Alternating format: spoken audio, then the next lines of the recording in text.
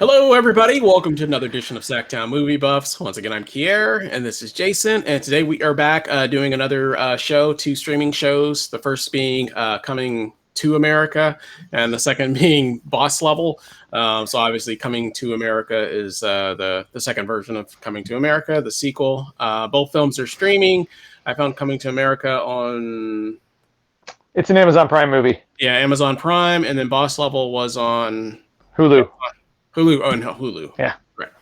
So those are where those two films are streaming, where you can find them now. So if you have Amazon Prime or Hulu, you're good to go. If not, you'll have to find it through some other source or pay for a subscription or something.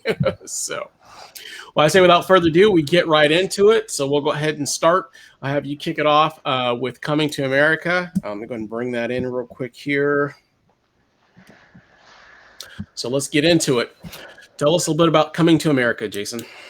Okay, so Coming to America is, as you already stated, it's obviously the sequel to the 1988 or 89 hit Eddie Murphy film, which, one of my personal favorites from childhood, one of a lot of people's favorite films. It's a very, very, very popular film, very beloved film. So obviously this was a highly anticipated sequel for a lot of people, myself included.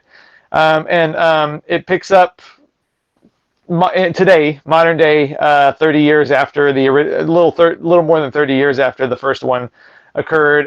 Prince Akeem, played by Eddie Murphy, of course, basically finds out that his father is on his deathbed, basically, and so he's about to be king, but he has no male heir. Like, he has 3 daughters with his wife, who is Sherry Headley from the original Coming to America. He finds out he has an illegitimate son, actually, in the United States. So the plot is that he's going to go to the United States, bring his male son back, so that his male child can be his heir to the throne. So that's the general premise, and that's really about it. Yeah, so I was looking forward to this movie a lot. The original Coming to America is one of my favorite films of all time. It's easily my favorite Eddie Murphy film, which is saying something because he's got a lot of really good films. And I also had high hopes for it, even though it's a 30-plus year sequel. Sometimes those work. I love Bill and Ted Face the Music, for example. And it really encouraged me that the director is Craig Brewer, who recently worked with both Eddie Murphy and Wesley Snipes in Dolomite Is My Name, which was a great movie. And Craig Brewer has made Hustle and Flow. He made Black Snake Moan. He's made a lot of good movies. So, I thought, if anybody can make a good movie out of this, it would be this pair, because this team, because they made Dolomite Is My Name so recently. But unfortunately, I found this movie to be very disappointing. To me, it was kind of the epitome of like a lazy cash grab, to be honest.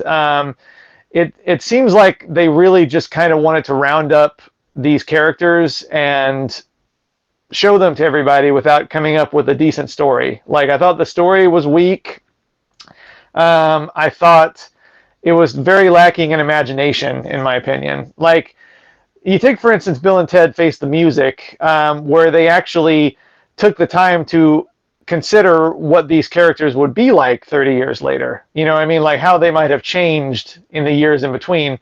And there was none of that in this movie. It just seemed like they wanted to... I read a review I think it was by A.A. Dowd from the AV Club, his Letterboxd post, that just said this movie, it basically felt like one of those Super Bowl ads where they just bring out a character that everybody knows just for a quick laugh, except that it goes on for like 2 hours instead of 60 seconds. That was kind of what it was like. I mean, all the characters, they looked exactly the same. They were doing exactly the same thing that they were doing 30 years ago. They were in the same place that they were 30 years ago. It's like they brought no imagination to the project at all to, imagine what these characters might have been like after 30 years. They could have resulted in an interesting story. It just seemed like they just kind of wanted to make a reference to the original every 30 seconds, and that would satisfy people. And apparently it is satisfying a lot of people. But I don't know. I guess I expected more than just the same old references to the movie I've already seen 100 times. And add a farting CGI lion into the mix. It didn't work for me at all. So yeah, I didn't care for it a bit. It was just pretty much a weak story with a whole lot of cameos, and I'll just stick to the original and pretend this one never happened, frankly. How about you, Kier? I loved it, man. No, I'm joking. No, I don't think I hated it quite as much as you did, but I don't disagree with some of the things that you were saying. I mean, there were some funny parts in the film. I think that there are a lot of people actually that actually really do like this movie, surprisingly. But yeah, it was basically a cash grab for the most part. Like you said, they had a bunch of cameos, they added a bunch of new characters, but yeah, my I guess my major gripe was that they didn't do anything that original with the story. It was pretty much it was almost the same kind of story, basically about Just in reverse. yeah, just Yeah. the reverse. You know what I mean? It was almost the same kind of story about being a being a prince and having to take a bride and wanting to find somebody else on your own. In this case, it's his daughter that's basically in that predicament, and then there's some issues with that, with her being a female and that kind of stuff, and then he finds out he has a son, and they call it Coming to America, and they really only go back to America for like maybe I don't know, 15 minutes of the whole film. Yeah. The rest Yeah. of it is all in Africa, in Zamunda. So it really should have been Coming to Africa, I think, if anything, because they go and they find his illegitimate son and bring him back to Africa. So I think it would have been a better title to call it Coming to Africa, because that's really more what it was about.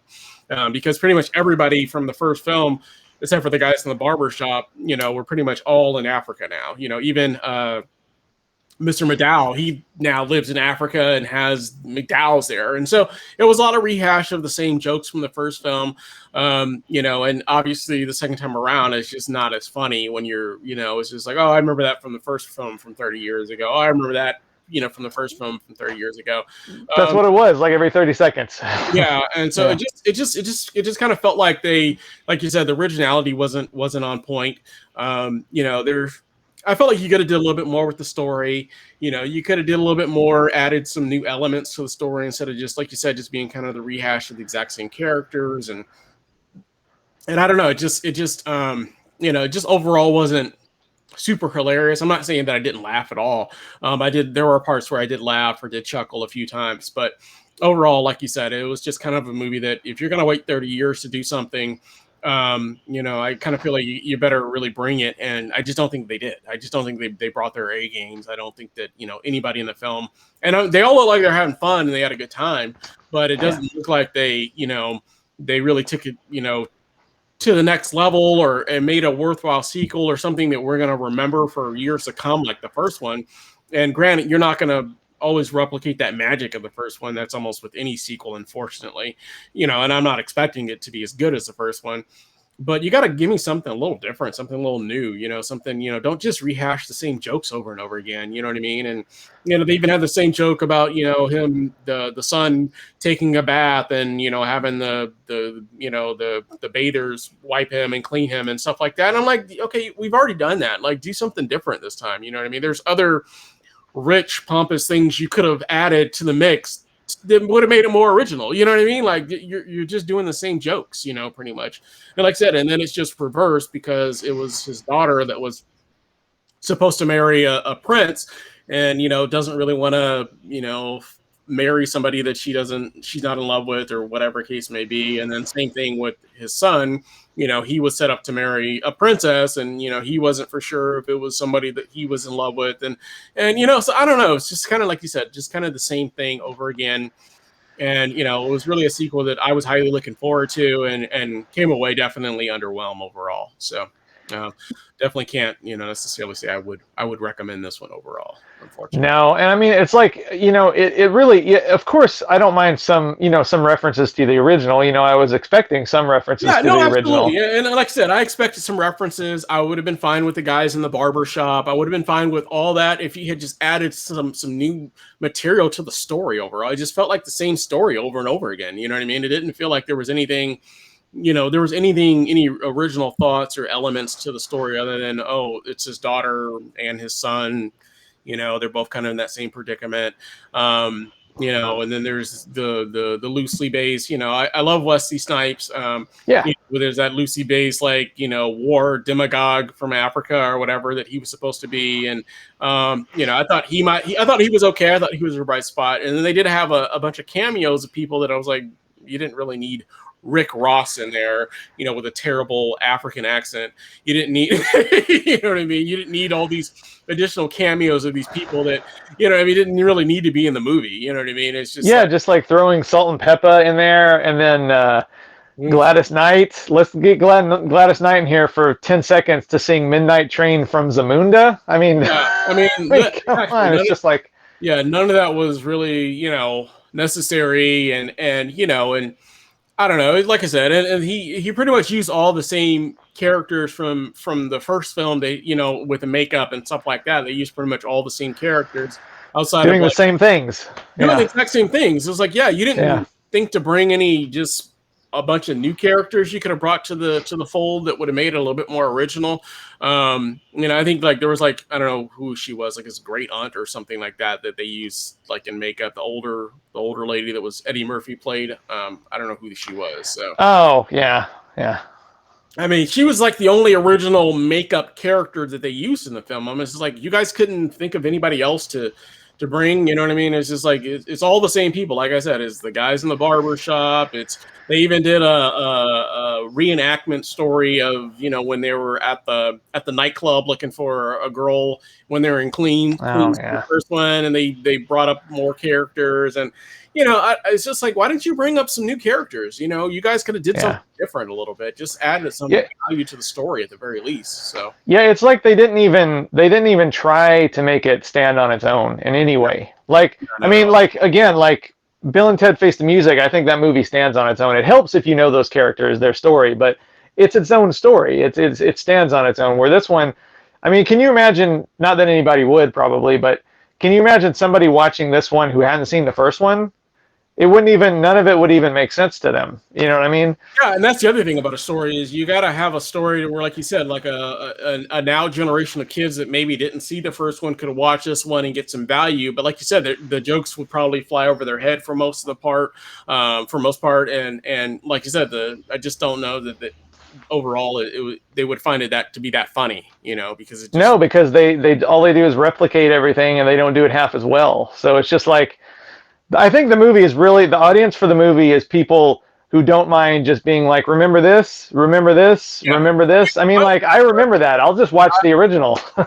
I've seen comments on my social media where people thought it was amazing and it made them remember back to the first one, and that's what they loved about it. Then watch the first one. I mean, people loved about it, and so there's definitely a crowd out there that loved it, and and unfortunately, I'm not in that camp where I can say I loved it. Like I said, I don't think I hated it quite as much as you did, because I did laugh enough to say it was okay, but I don't think it was great. So and some of the callbacks didn't even make sense. I mean, the lady they brought over as the potential wife for the new prince, and they have that.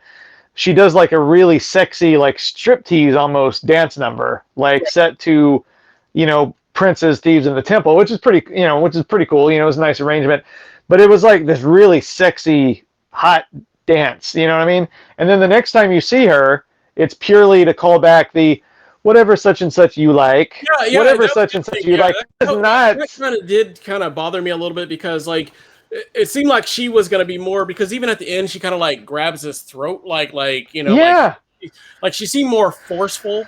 You know what I mean? Yeah. And then the next time they show her towards the end of the film, she's super submissive all of a sudden. You know what I mean? So it's and it's just because they were well, we got to have that part in here where, because everybody remembers that part, whatever such and such you like, whatever such and such you like. That is not the same person that did that dance number. And it's just that's just indicative of how lazy the writing was. I mean, it just they didn't even try, So and that didn't even really make sense anyways, because they didn't raise her to be like to be his prince, you know what I mean? Because he wasn't even in the picture, you know what I mean? So like that whole scene doesn't even make sense, you know what I mean? Like that's not a spoiler or anything, but it's just like it didn't make any sense to even have her be like that type of whatever you like, whatever you know, because it was like, well, who were they grooming her for to begin with? You know what I mean? Like there wasn't. He had all girls as far as they knew. Prince Akeem had all girls. So who were they grooming her for? I'm not really for sure. Yeah, I don't know. I don't know. I think most people would say we were expecting too much or we're reading too much into it, but I don't know. I think like the lack of effort is just frustrating. It should be to anybody, I think, but Yeah, and like I said, I mean, obviously, I went into it with high hopes. I was hoping it was going to be really, really good. I did expect it to be really funny, and but I did go into it with an open mind. I didn't go into it expecting to be just blown away, and it was going to be like surpass the first one or anything like that. Oh, But I did expect it to have some sort of originality or some new character development that I could really get into, and I have no idea who the son even really was. I've seen him in a couple movies or whatever, but he has such a major role, and I'm just like. I don't, he wasn't bad or anything, but it was just like, I don't even know who this kid is, you know what I mean? So, yeah. One thing I thought was funny, probably not intentionally though, is that they have a conversation in the movie about sequels, and somebody actually says like, "Why make a sequel to something if you're just going to ruin it?" yeah. And I was like, "Wow, I don't know if that's like that makes this movie like really self-aware or like." Is it a total lack of self-awareness? I don't know, but it's like that's exactly what they did. Yeah, I do remember that line, and I don't know if that came from because they kind of knew, or they just they thought Or they just thought like they were knocking it out of the park with this one. Yeah, like we crushed it, baby. So we're not talking about this sequel. We're talking about all those other ones. Yeah. Well, yeah, that's kind of enough on that. Sounds like neither one of us were the biggest fans of it, but we'll see in a few minutes here. But yeah. Cool. Anything else you want to add about coming to America? Nope. All right. Well, moving on to the next film, and I'll go ahead and take that, which is completely different. It's going to be Boss Level, which stars Frank Grillo, and I think that's how you pronounce his name, Grillo. I think so. Yeah. Basically, Frank Grillo is. It's kind of like a Happy Death Day, where every day he wakes up, or Groundhog's Day. It's one of those repetitive films where every day he wakes up and he's kind of, trying to figure out, make sense of what's happening to him, basically. So every day, his character, I think his name's Roy. Every day he wakes up and there's like people in his like bedroom basically trying to murder him. So every morning he wakes up, there's a guy with like a machete that tries to kill him that he has to like block. There's some guys in a helicopter that they're trying to shoot him that he has to like stop them from killing him. And then he goes outside and there's like a whole host of different types of assassins that are basically chasing him and trying to kill him every day. So every day he gets killed by one of these assassins, either the guy with the machete, the guy with the, people in the helicopter. There's a girl hit team. There's a bunch of other different, there's a little person, bomb expert. There's all these different people that are like after him and trying to kill him. And every day somehow he ends up dying by one of them, or he'll make it to a certain spot and he can't get past that part. And then he dies and kind of repeats, I guess, hence the Boss Level, because it's kind of like a video game, basically. So it's a comedy, it's an action film, and he's trying to make sense of it all. Meanwhile, his ex-wife, Naomi Watts, who he sort of starts figuring out maybe has something to do with what's happening to him, because she works for like this research, like development department, if you will, and they're doing these kind of testings and things of this nature. And then her boss, who's also played by Mel Gibson, is also kind of, not a nice guy. He's kind of evil in this one as well. And so basically he's still trying to figure out, what connections they have to why these things are happening to him. And, he knows it's something to do with them, but he can't quite get to the next step to figure out exactly why this keeps happening to him. And meanwhile, he also has a son with his ex-wife as well. And he thinks there may be some sort of connection to that also. So like I said, it's kind of an action comedy. It's kind of tongue-in-cheek. Like I said, it really does remind me of like a video game, because you die and you come back to life, and then he's died, I don't know, hundreds of times, basically, trying to figure out and make sense of it all. But yeah, it's a me. I'm a big action guy, so it's a fun action film. I mean, it doesn't break any barriers in terms of like the Happy Death Day. It's kind of similar to that one because she was like dying every single day, and then because like with Groundhog's Day, he didn't necessarily die every day. He just woke up the next morning back in his bed, pretty much. Didn't matter what he did. He just woke up. Then when he fell asleep the next morning, he woke up back in his bed, pretty much. This one, he definitely dies every single day, kind of like Happy Death Day. And basically trying to figure out why all these assassins are trying to kill him. And not without going into too many spoilers, but it's basically the gist of the film. And you'll figure out as the film goes on, he obviously starts to get a little wiser and starts figuring out a little bit more. I mean, after dying 200 times, you probably start figuring something's going on. There's got to be some reason for it. But overall, I did enjoy it. I thought it was a fun action film. Like I said, it doesn't even do anything super new or super original, but if you're just looking to have a good time and just a fun action film, like seeing people getting shot and blown away and martial arts and fight scenes and things of that nature, I think you'll have a pretty good time. So overall, I enjoyed it. What was your take, Jason? Same. Yeah, I really enjoyed it. I'm really glad that time loop movies are kind of a thing now, because Groundhog Day has been one of my favorites ever since I first saw it, when it first came out. And no one ever really did another one like that until recently, but as far as I know, but I just love that concept. I'll watch those all day if they're good. And most of them have been pretty good. Like I love Edge of Tomorrow. I love Happy Death Day. I love Palm Springs. And I love this one. I mean, I don't think this one was quite up in the upper echelon with those other ones. Quite. I thought it kind of started to fall apart a little bit toward the end. But if I had any gripe, I would say it was towards the end. Once you actually kind of figure out what was going on, I felt like the story got maybe just a little bit less interesting at that particular point. It wasn't like some grand scheme that I was kind of hoping for, and even the conclusion wasn't quite as satisfying as I was quite hoping as well. But overall, it is still a really good, tight packed film for the most part. So yeah, it's really entertaining. It's funny. It's got some really good action. There's some pretty not good CGI in there, I did notice. But I mean, that's not a deal breaker for me if I'm having a good time, which I was. So yeah, I enjoyed it.